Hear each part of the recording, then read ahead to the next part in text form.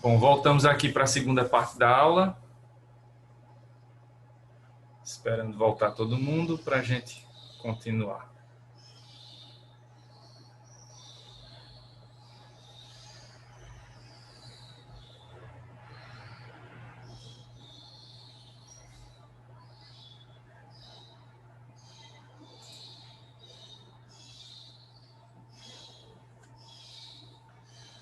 Bom, o Miquel já respondeu a pergunta. Deixa eu ir agora para o João Luiz. Cadê o João Luiz? Está aí já com a câmera. Aí, muito bem. Oi, professor. Pronto.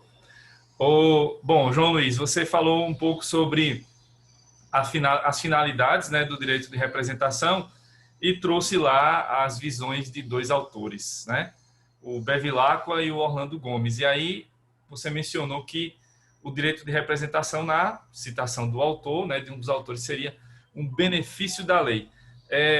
Fazendo o gancho aqui com o que o Miquel tinha falado antes do intervalo aqui, a gente pode dizer com certeza, né, que a representação é mesmo um benefício da lei para o herdeiro.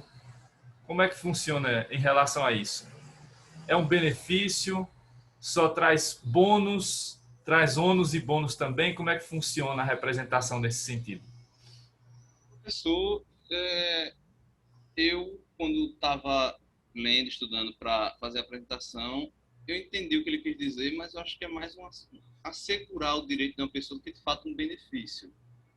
Tem seus ônus e bônus, como qualquer outra sucessão. Às vezes, os mesmos encargos positivos e negativos que veriam para os herdeiros naturais iam passar para os terceiros. E aí é o direito deles, não necessariamente seria algo, de fato, positivo ou negativo. Pelo menos é assim que eu encarei. Entendi. Faz sentido, né? Apesar de que o Bevilacqua mencionou lá na citação dele que seria um benefício, né? Mas que aí que fique claro que não é o benefício no sentido literal da palavra, né? De que só vai ser recebido o que há de bom nessa herança. Na verdade, aqui, como já tínhamos falado, né? Quando eu perguntei ao Miqueias, ele respondeu. Aqui o que acontece é uma sucessão por direito próprio, né? Então, o herdeiro vai aparecer aqui justamente porque não existe o outro que deveria herdar, né, ali em primeiro lugar, porque esse morreu antes do de cujus, por isso a questão da pré-morte. E aí, nesse sentido, é que aparece essa questão de que é possível, como vocês mencionaram, por exemplo, que os netos herdem no lugar do seu pai, né, que seria o filho do de cujus principal. Ou, no caso que o Miqueias também apontou, né, dos sobrinhos, né, que vão herdar no lugar dos irmãos, ou do irmão, né, falecido previamente ao decujus principal. Então, nessas situações, o que vai haver é mesmo, de fato, e de direito, a sucessão direta, né? E aí ela vem do mesmo jeito que uma sucessão normal, com seus ônus, com seus bônus, com seus bens, direitos e obrigações. Então, é dessa maneira que se configura aqui essa transmissão da herança. Aí só um detalhe que eu queria apontar no caso de vocês dois, por isso que eu juntei aí as perguntas de vocês primeiro, Miqueias e João Luiz. Atenção a uma coisa, uma observação muito importante para vocês, que nessa apresentação não comprometeu, certo? O resultado aqui e tal. Mas que isso tem que ser observado, por exemplo, quando vocês estiverem agora preparando o projeto e o TCC, certo? Vocês citaram aqui, vocês dois, não necessariamente os dois ao mesmo tempo, mas vocês citaram nas apresentações de vocês 3 autores que eu fiz questão de mencionar os nomes: Washington de Barros Monteiro, Clóvis Bevilacqua e Orlando Gomes. Esses 3 autores são autores clássicos do direito civil, são autores extremamente respeitados e que devem ser lembrados sempre. Mas são autores que já faleceram há muito tempo. Eu até peguei aqui as datas para a gente ficar, né, para deixar bem claro. O Clóvis Bevilacqua faleceu em 1944. Orlando Gomes, 1988. E o Washington de Barros Monteiro, 1999. Então, eles faleceram antes da Constituição de 88, 2 deles até, e o Washington de Barros Monteiro antes mesmo do novo Código Civil, do novo que já não é novo, né, que já vai completar daqui a pouco 20 anos. Então, temos muitos autores contemporâneos. Os outros grupos aqui mostraram nos outros dias, né, outros autores. Eu tenho sempre falado de autores mais contemporâneos. Então, quando vocês forem fazer o TCC, não usem esses autores, certo? Porque são autores muito antigos. De lá para cá as coisas mudaram. Aí vejam, por que que eu não vou dizer aqui que vocês saíram prejudicados usando esses autores? Eu já venho dizendo isso nas aulas de sucessões. Esse nosso assunto aqui, direito das sucessões, é um assunto tão, assim, não é ultrapassado, mas é um assunto que não se atualiza há tanto tempo que até essas concepções que vocês trouxeram ainda são atuais. Então, no caso específico do direito de representação, não houve erro em colocar aí essas questões, porque até hoje a doutrina ainda se bate com essas questões. Mas se você vai tratar de um tema mais recente, por exemplo, vai falar do direito das famílias, vai falar do que eu falei ontem de multiparentalidade. Você não vai poder usar Clóvis Bevilacqua, nem Orlando Gomes, nem Washington de Barros Monteiro, certo? Então, atenção a isso, porque essa colocação desses autores muito antigos é um erro grave num TCC, certo? Num TCC. Porque a ideia é que você use no TCC temas recentes, discussões que estão em voga e tal. E aí você usar esses autores não é adequado. Por quê? Deixa eu explicar. Né? Porque aqui também é a oportunidade de falar um pouco sobre isso. Por quê? De lá para cá, esses autores eles têm sido reeditados, certo? Então, pode até ser que você tenha em casa uma obra de Clóvis Bevilacqua, não sei, mais recente aí, de alguns anos, não de 1944, né? Mas, com certeza, essa não é a posição dele, porque de lá para cá, as editoras, para não perder dinheiro, né, ficam reeditando obras de autores mortos, falecidos, com outras pessoas atualizando. Um exemplo. Cadê? Aqui. Esse autor, Caio Mário da Silva Pereira, né, esse faleceu há não tanto tempo assim. O Caio Mário da Silva Pereira, o livro dele hoje é atualizado por um autor chamado Carlos Roberto Barbosa Moreira. Logo quando o Caio Mário morreu, o que acontecia era o seguinte: você tinha como saber o que o Caio Mário escreveu e o que o atualizador, que é outra pessoa, escrevia. O texto do Caio Mário vinha normal e o texto do atualizador vinha em negrito. Nessa edição que já não é tão nova assim, a minha aqui, 2000 e... deixa eu ver o ano. 2011, essa minha, já vai com 10 anos.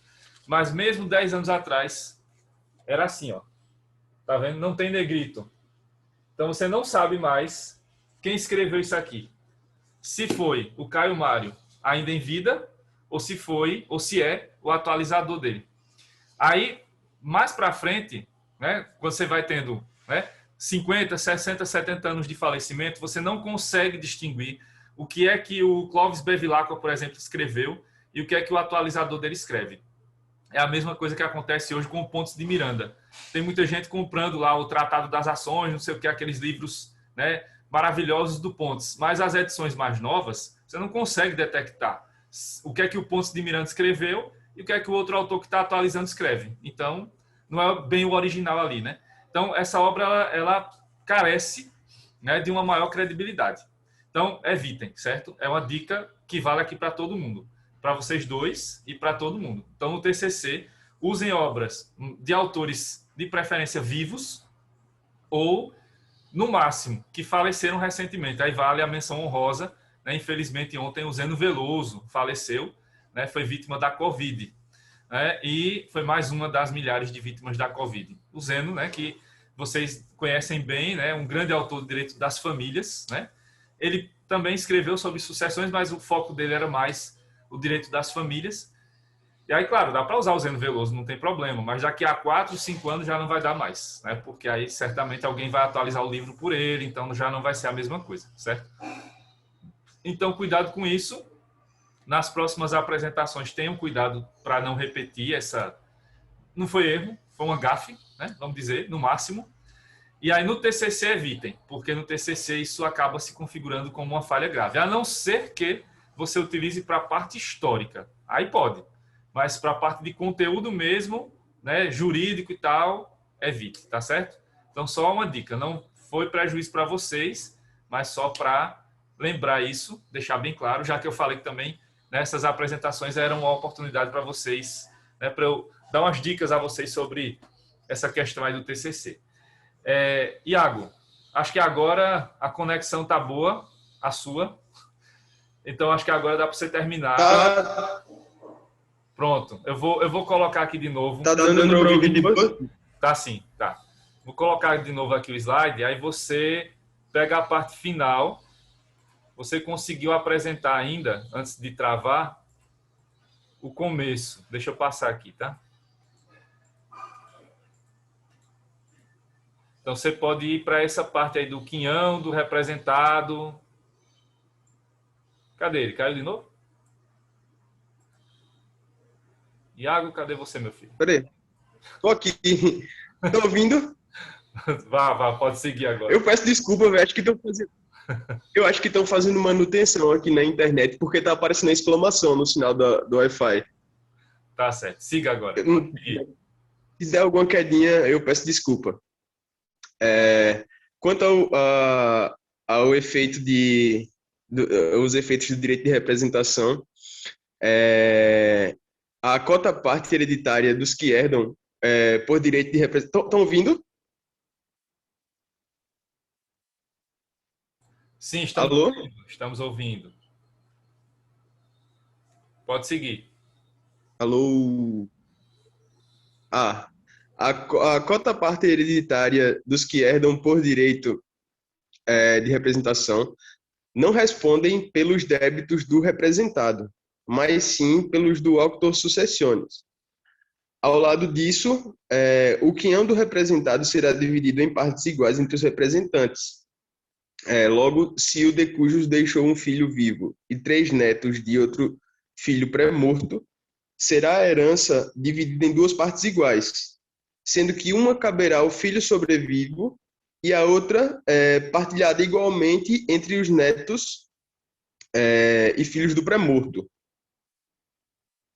Como se vê, abre aspas, como se vê na sucessão por estirpe, não se pode dividir o acervo hereditário pelo número de pessoas que irão recebê-lo, pois a ideia central de representação é a partilha da herança em tantas porções quantas forem as estirpes.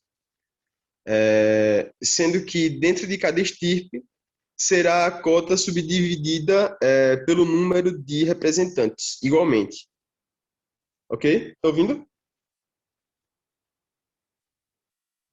Sim, estamos. Ok. Terão os representantes que trazer a colação de valores recebidos em razão de doações feitas pelo representado, mesmo que os bens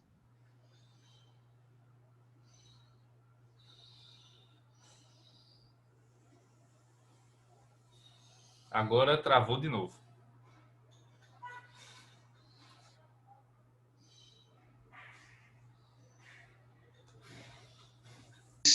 doados não integrem... Alô?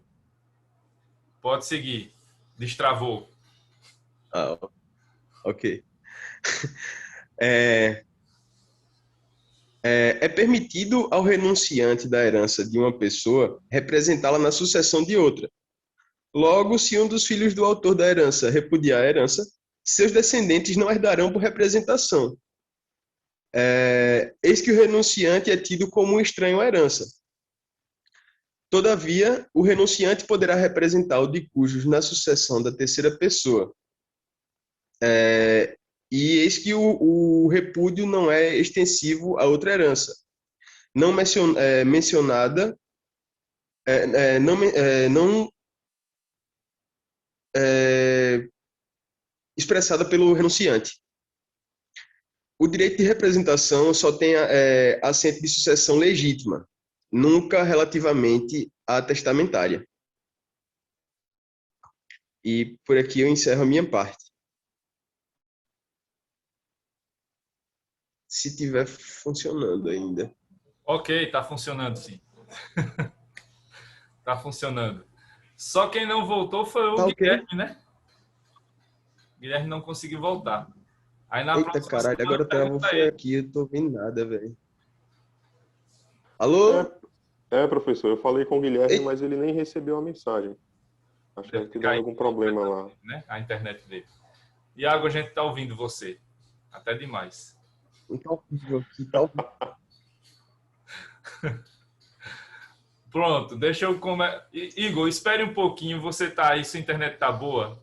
Então eu vou deixar você esperando um pouquinho, vou deixar você por último para perguntar logo ao Iago, tá? Iago, na primeira parte, lá antes de cair, você tinha falado que um pouco sobre a questão, né, de que as dívidas no direito de representação, as dívidas são cobradas em relação ao de cujus principal. Cadê ele? Caiu. Voltou. Você está me ouvindo, Iago?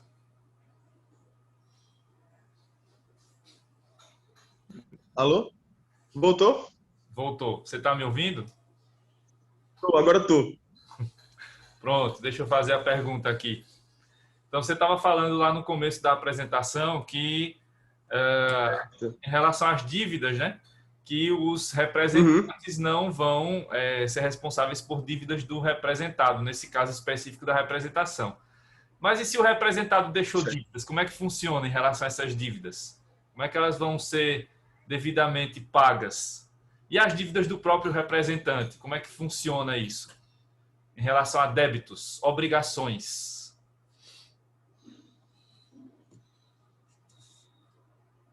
Ouviu a pergunta?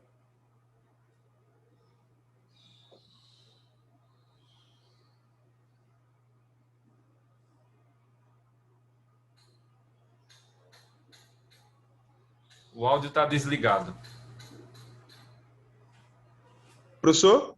Oi, ouviu a pergunta? Pode repetir. Não, pode repetir, por favor.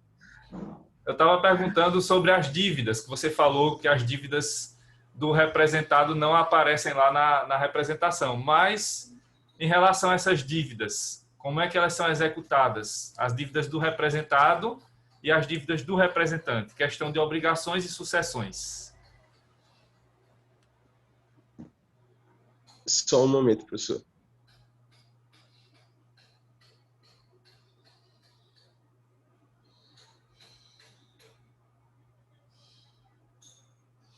Peraí.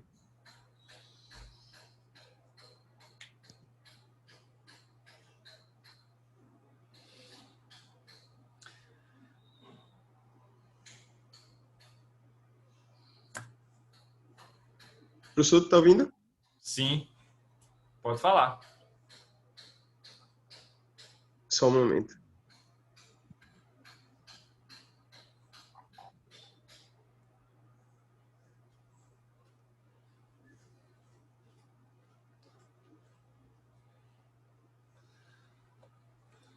Bom, enquanto o Iago está pensando aí, deixa eu perguntar logo ao Igor. Igor, você falou um pouco mais sobre a parte introdutória, né? Mas falou sobre esse também, né? Mencionou como o restante do grupo em algum momento, né? Esses requisitos, e um dos requisitos é que o representado já estivesse morto, né? Que é a figura do pré-morto, antes da abertura da sucessão principal. Mais um ponto que gera dúvidas aqui é se ocorrer a morte simultânea, a chamada comoriência. Ocorrendo a comoriência, como é que funciona? Existiria ou não direito de representação aqui? Na verdade, a comoriência, ela existe o direito da representação, porque a comoriência ela é justamente uma presunção de morte simultânea, né? Quando não tem como definir, digamos que na mesma ocasião as duas pessoas morreram, aí não tem como definir quem, se não tiver, no caso, como definir quem morreu primeiro,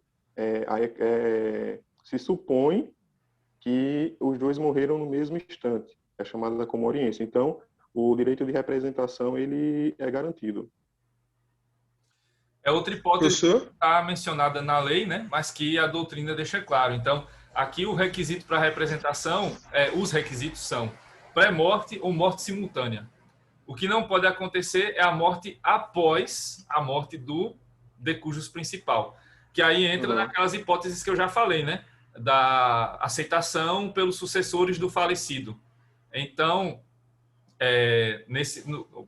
a aceitação pelos sucessores daquele que deveria aceitar e não aceitou. Já falei disso na aceitação. Então, aí é a situação de pós-morte.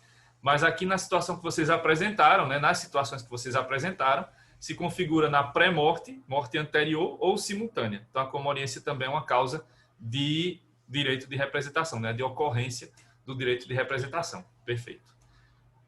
Pronto, Iago. Professor, respondendo a pergunta que você fez, em eventuais dívidas deixadas pelo de cujus, devem ser pagas por meio de recursos do próprio espólio, até o limite deste.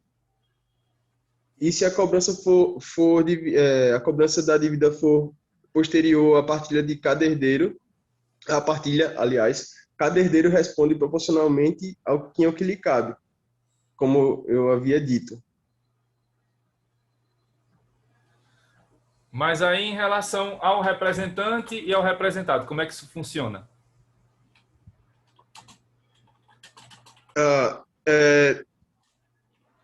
Quando a pessoa morre, quem paga as dívidas é o espólio. Ou seja, os herdeiros jamais possuem a obrigação de pagar eles próprios as dívidas de cujos, a pessoa falecida.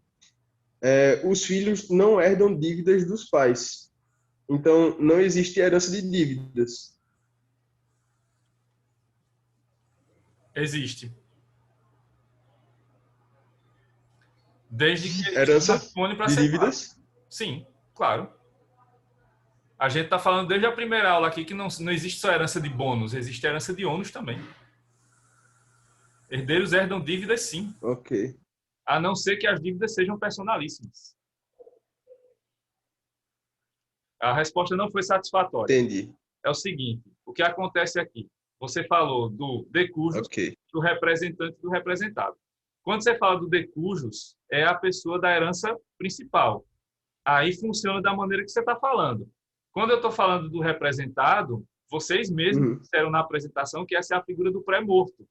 Se ele já morreu antes, então abriu-se o inventário dele antes. Então, todas as dívidas do representado já foram quitadas lá no primeiro inventário. Né? Isso aí já tinha sido resolvido. Por isso que aqui não existe herança, né? Recebimento de dívidas do representado. Não tem isso. E, em relação ao próprio representante, ele está vivo. Então, isso aqui se resolve pelo direito das obrigações intervivos. Era isso. Ok. Bom, valeu, professor. Ok. Então, aí faltou o Guilherme. Quando o Guilherme, né, na quinta-feira, eu pergunto a ele de novo, né? Que aí ele volta à internet dele, espero. Aí eu pergunto sobre a parte que ele apresentou. E aqui, sobre o que vocês apresentaram, temos os seguintes resultados. Dessa vez, a avaliação teve que ser individual. Então, o Igor ficou com 2. O João Luiz também 2. O Miqueias 2. E o Iago 1. Certo? E aí o Guilherme, eu passo a nota dele, a pontuação na quinta, porque aí ele vai responder a pergunta na quinta-feira. Então, esse foi o resultado da apresentação, tá? E aí vocês tenham atenção nas observações que eu fiz, para que na segunda apresentação, né, no segundo bimestre, vocês façam tudo ainda melhor, né, do que fizeram agora, certo? Bom, vou seguir aqui. Diante de tantos contratempos do grupo, hoje eu vou usar um terceiro pedaço da aula, tá? Então, hoje a gente fica mais um pedacinho aqui. Bom, deixa eu continuar o assunto. Ontem eu estava falando para vocês sobre cessão de direitos hereditários, né? E parei aqui na parte dessas regras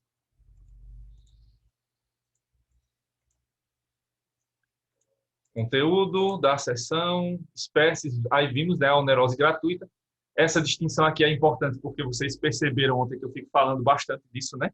Então, as distinções que são feitas pela doutrina ou até mesmo pela própria lei, né, elas levam em consideração essa distinção, né?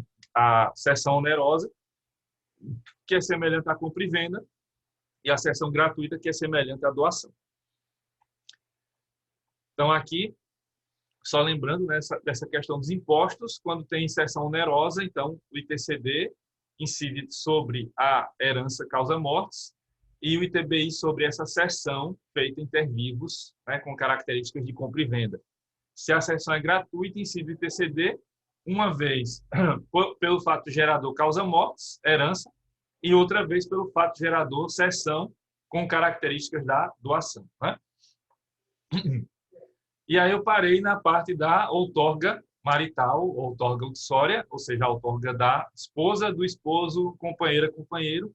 E aí tem diferenças também porque, no caso do casamento, né, ou da união estável, se ocorre aqui cessão onerosa, né, por um dos cônjuges, então é preciso que exista essa outorga, né, a não ser das hipóteses que sejam, por exemplo, determinadas em um contrato, né? Porque aqui trata-se dos regimes de bens, comunhão universal, comunhão parcial, separação legal, né? Como falamos ontem no outro grupo da petição de herança. E aí na separação convencional, só se houver outra determinação em contrato, né? Pré-nupcial, né? Ou contrato nupcial mesmo do casamento, né? Então é preciso ter a outorga, né, do marido, da esposa, companheiro, companheira, no caso de cessão onerosa, e na cessão gratuita não é necessário que isso ocorra. E aí parei nessa parte aqui do direito de preferência, né, em que falei sobre a cessão, estava, né, falando sobre a cessão onerosa. Então, também vai haver distinções em relação ao direito de preferência na cessão onerosa e na cessão gratuita. Na cessão gratuita não vai haver direito de preferência, na cessão onerosa sim, certo? Esse direito de preferência vai ser o direito que o herdeiro, um outro herdeiro, vai poder utilizar aqui, vai poder lançar mão, caso ele queira comprar, né, cobrir a parte que está sendo cedida onerosamente pelo outro herdeiro. Então, um herdeiro quer vender uma parte da herança e o outro está interessado, né? Só que o herdeiro que estava vendendo não ofereceu, né, para os seus outros herdeiros, para os seus, né, companheiros ali, colegas de herança, né? E aí ele ofereceu para um terceiro, só que o outro herdeiro quer receber também essa parte, quer pagar essa parte. Então ele pode exercer o direito de preferência dentro desses limites que vão ser estabelecidos pela lei nos artigos 1794 e 1795 do Código Civil.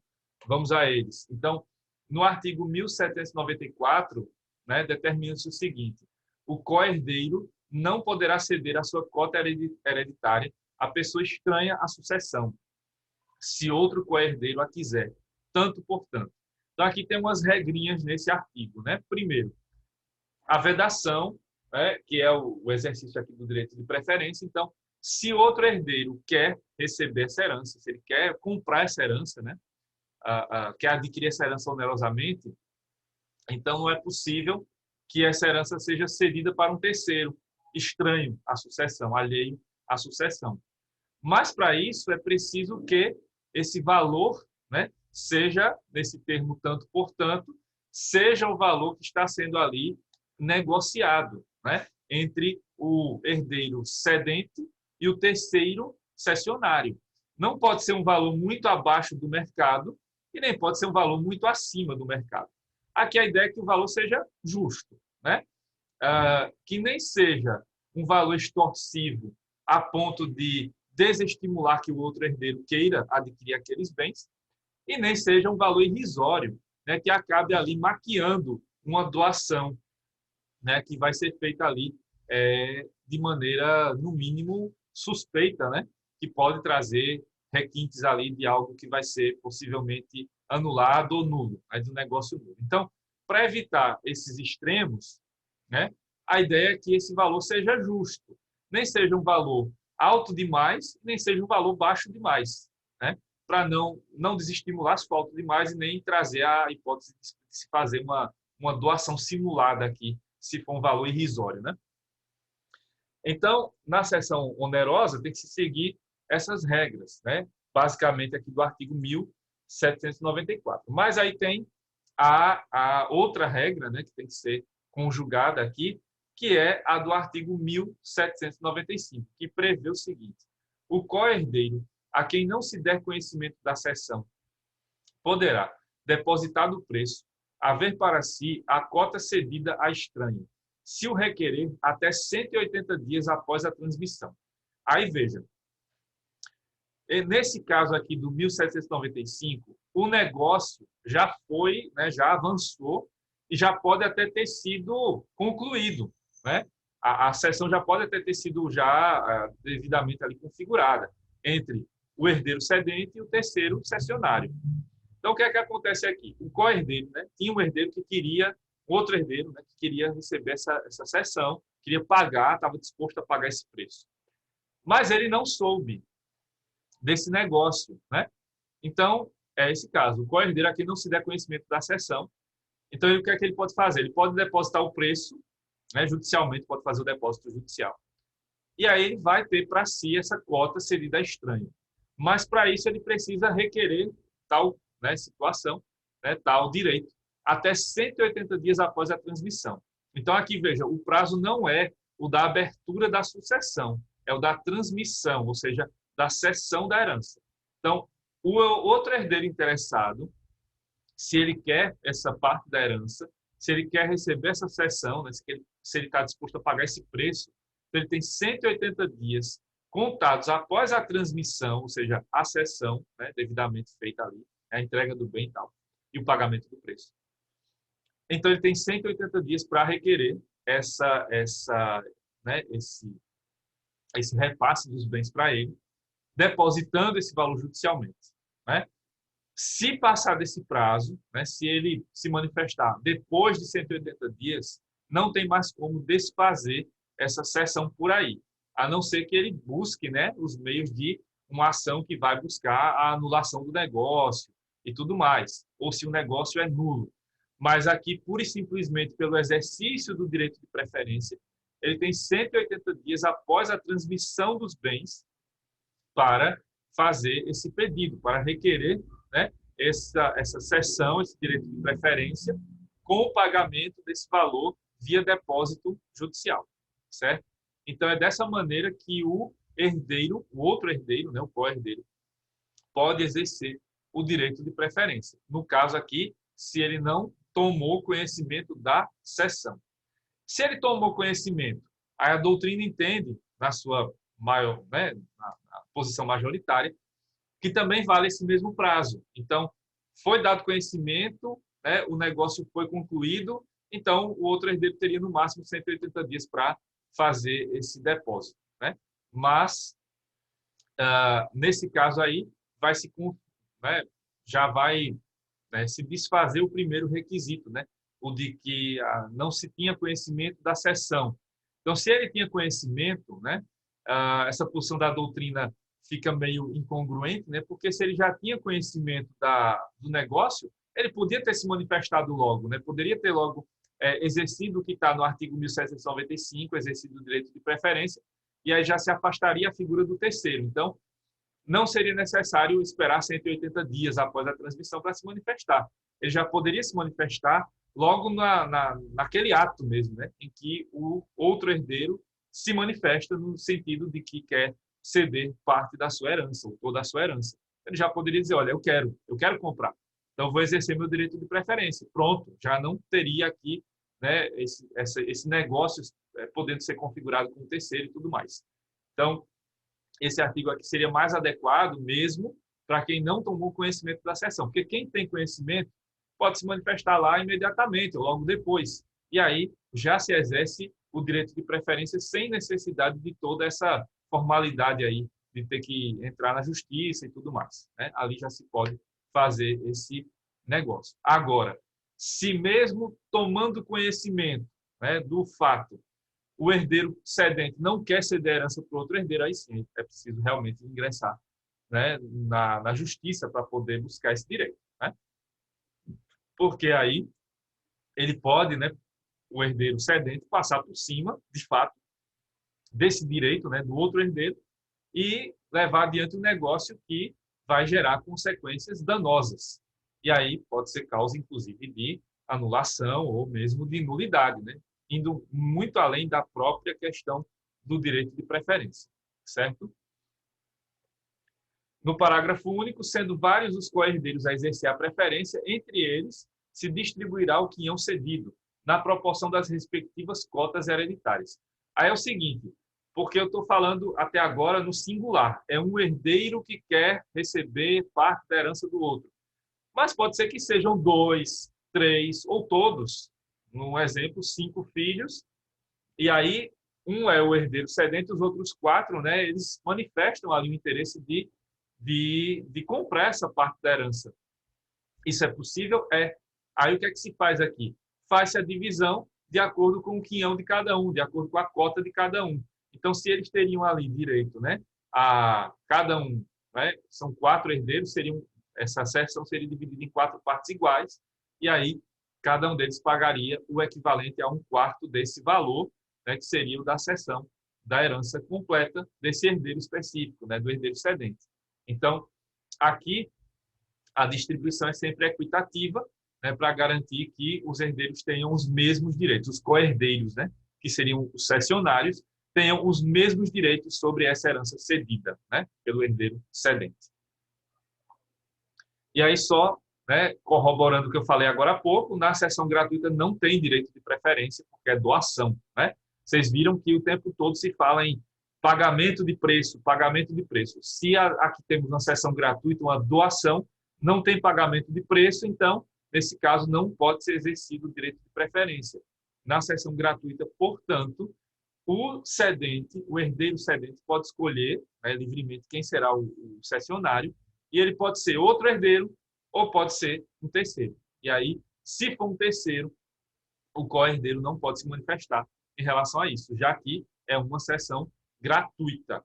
A não ser que aconteça, como eu falei agora há pouco, uma cessão onerosa, mas com um valor tão baixo que acaba se configurando como uma doação simulada. Aí, nesse caso, tem um quê de ilícito, e aí é possível exercer lá, pela cessão onerosa, o direito de preferência. Mas aqui, sendo uma cessão puramente gratuita, não há como ser exercido o direito de preferência, certo? E aí, com relação ao patrimônio recebido após a cessão, no caso aqui, pelo cedente, né? Então, o herdeiro cedente, ele, como eu falei desde a aula de ontem, né? Na cessão não se cede a qualidade de herdeiro, se cede o patrimônio. Então, o cedente continua sendo herdeiro. Então, se acontecer alguma intercorrência, por exemplo, um bem do testamento é devolvido à legítima, um herdeiro que estava lá ainda configurado e não tinha aceitado a herança renunciou, então volta para o montante da herança. Então, nesse caso, pode haver recebimento de bens a título de herança, mesmo após configurada a cessão. Nesse caso, o que acontece? Os bens acrescidos após a cessão da herança pertencem ao herdeiro e não ao beneficiário da cessão, ou seja, o cessionário, tal como previsto no artigo 1791, parágrafo único. Então, os bens adquiridos depois que a cessão foi concluída, eles pertencem ao herdeiro. Então, se ele quiser ceder, tem que fazer outro contrato de cessão. Não pode usar aquele primeiro, a não ser que esteja previsto expressamente nesse contrato de cessão que heranças ou outras partes recebidas posteriormente também farão parte dessa cessão. Mas aí é uma questão que deve estar prevista bem claramente nesse contrato. Falta menos de 1 minuto para terminar essa parte, eu disse a vocês, eu volto. Não vou tomar muito tempo, não, só vou pegar mais 10 minutinhos para a gente concluir por conta das intercorrências. Então, me aguardem aí que ainda volto para a gente concluir essa parte, tá? Mais uns 10 minutinhos aí. Já volto. Até já.